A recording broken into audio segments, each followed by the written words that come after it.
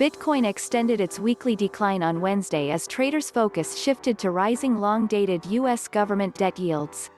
The benchmark cryptocurrency dropped 3.52% into the session, hitting 54,992 around London noon.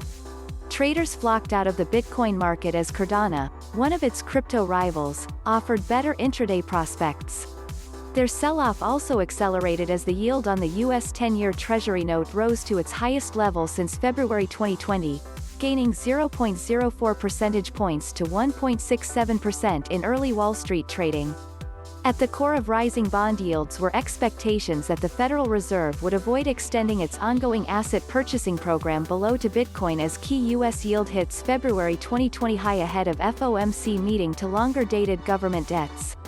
The U.S. central bank officials will conclude its two-day policy meeting on Wednesday, after which its chairman Jerome Powell will take questions at a post-meeting news conference. The Wall Street Journal reported that the Federal Open Market Committee, FOMC, would hold its overnight rates near zero until the U.S. economy secures maximum employment and sustained inflation above 2%. It is less likely for the conditions to reach the Fed's desired goals this year. Therefore, the central bank will have to continue its policy, including a $120 billion monthly purchase of government debts and mortgage-backed securities. Meanwhile, private economists believe that the U.S. will recover jobs this year on the prospects of advancing COVID-19 acceleration and Joe Biden's $1.9 trillion stimulus package. A survey conducted by the WSJ shows that economists expect the U.S. GDP to grow by 6% this year. Should that happen, the Fed would likely taper its easing policies. Higher interest rates have dealt a blow to Bitcoin lately.